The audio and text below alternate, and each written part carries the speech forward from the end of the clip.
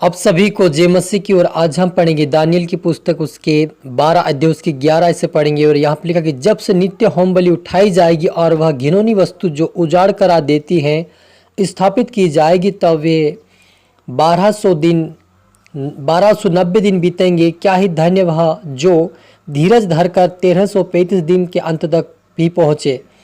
अब तू जाकर अंत तक ठहरा रहा और तू विश्राम करता रहेगा, और उन दिनों के अंत में तो अपने निज भाग पर खड़ा होगा। हाल मिलकर प्रार्थना करी। धन्यवाद पिता परमेश्वर, प्यार प्रभु जी, आज के वचन आज के कलाम से मेरे पिता बारीक से बातें कर प्रभु। जितना आपके बेटा बेटी इस वचन को देखे सुने पिता, वाश में बरकत पाए और इस वचन का पालन करे पिता। इस वचन को समझे सीखे और आपके मार्ग पर चलकर आपके राज्य के वारिस बने और आशीष पे आपके नाम कुछ उठाए मेरे पिता। हरि को तेरा आत्मा सौंपते हैं मेरे पिता। सभी की आत्मिक आंखें आत्मिक कान खोल प्रभु जी, आत्मिक समझ खोल, ताकि आपका वचन का पालन करते हुए आपके मार्ग पर चलकर आपके राज्य की वारिस करे बने। मदद सहायता करिए। प्रार्थना दुआ यीशु के नाम से मांगते हैं, आमीन। तो मेरे अजीज, जो हमने यहाँ पर पढ़ा दानियल की पुस्तक उसके 12 अध्याय उसकी 11 से पढ़ा कि जब से नित्य होम बलि उठाई जाएगी और वह घिनौनी वस्तु जो उजाड़ करा देती है स्थापित की जाएगी, तब से 1290 दिन बीतेंगे। क्या ही धन्य वह जो धीरज धरकर 1335 दिन के अंत तक भी पहुँचे। अब तू जाकर अंत तक ठहरा रहा और तू विश्राम करता रहेगा, और उन दिनों के अंत में तू अपने निज भाग पर खड़ा होगा। हालेलुया। मेरे अजीजों, ये 2025 के लिए, 26 और 27 के लिए और 28 तक हो सकता है, 28 आधा चला जाए। तो इन 3-4 सालों के अंदर जो प्रभु ने भविष्यवाणी दिया है, उस भविष्यवाणी के बारे में दानियल कहता है कि जब नित्य दिन आएगा और जब घिनौनी वस्तु जो उजाड़ करा देती स्थापित की जाएगी, तब 1290 दिन बीतेंगे। और क्या ही धन्य वह जो धीरज धरकर 1335 दिन तक पहुंचे और तब जाकर अंत का ठहरा रहा और तू विश्राम करता रहेगा, और उन दिनों में अंत में तो अपने निज भाग पर खड़ा होगा और आशीष पाएगा। और यही वचन हम जब देखते हैं प्रकाशित वाक्य उसके 13 और 14 के 13 अध्याय उसके 18 आयत में क्या ही इसी में है, जिसे वह बुद्धि हो वह इस पशु का अंक जोड़ ले, क्योंकि वह मनुष्य का अंक होगा और उसका अंक 666 है। हालेलुया।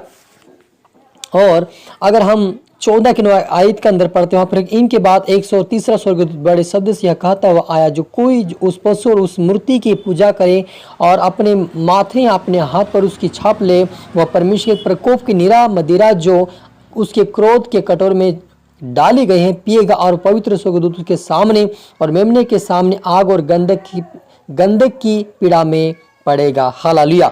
मेरे अजीजों, ये जो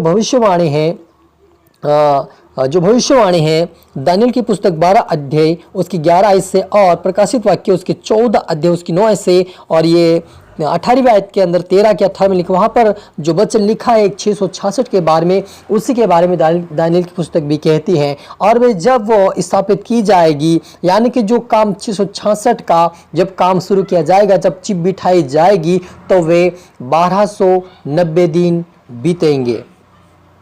हालेलुया।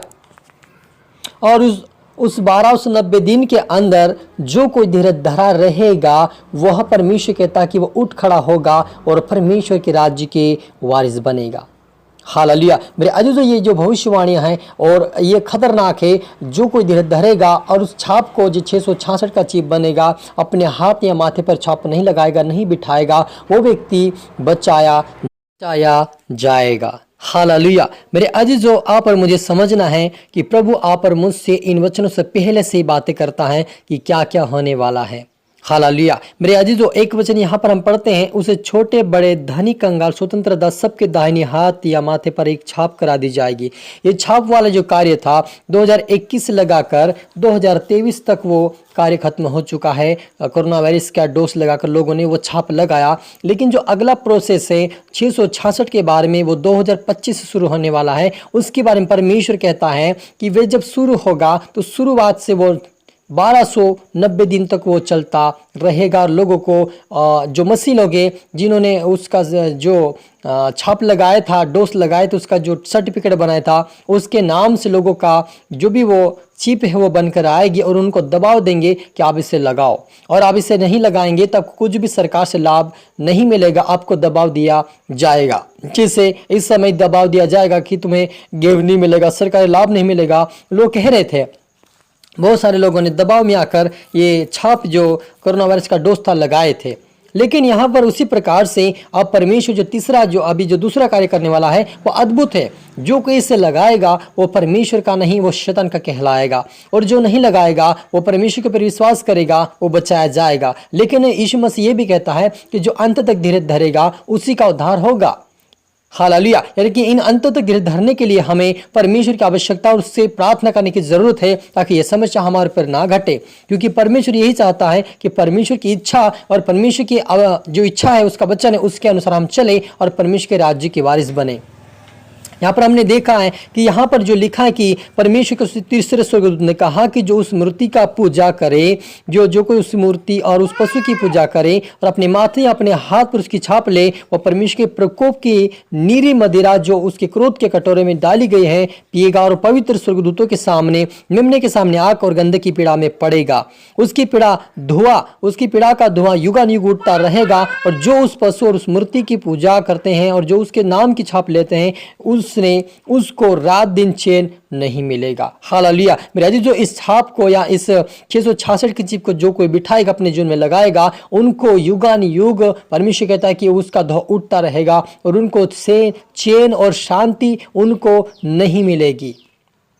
इसलिए आप और मुझे, यदि आपके जीवन में कोई समस्या आए, आपके जीवन में कोई तकलीफ आए शारीरिक रीति से, आप उसको सह लेंगे तो आपके लिए भला होगा। क्योंकि परमेश्वर यही चाहता कि हम परमेश्वर के अधीनता में रहें, उसके डर उसके भय में चले। क्योंकि बहुत सारे लोग क्या करेंगे, परमेश्वर के नहीं और लोगों का डर लेकर वो चिप को छाप लगाने के लिए मन तैयार करेंगे, और कुछ लोग लगा भी लेंगे। लेकिन यहाँ पर लिखा है कि वो शैतान का छाप होगा और वो परमेश्वर का छाप नहीं होगा। क्योंकि परमेश्वर का वचन को तोड़ फोड़ कर अगर कोई लगाता है तो परमेश्वर उसके विरोध में होगा और उनको युगानुयुग दुख उठाना पड़ेगा, उनको शांति और चैन नहीं मिलेगा। लेकिन जो परमेश्वर की इच्छा पर चलेगा, परमेश्वर की आज्ञा पे चलेगा, दुख उठाएगा शारीरिक रीति से, उनके ऊपर दबाव देंगे, उनको बुरा भला कहेंगे, सरकार भी दबाव देगी, उस बात को सुनते हुए भी अनसुना करके परमेश्वर की बातों पे, वचन पे मन लगाएंगे और अनंत जीवन का फल पाएंगे।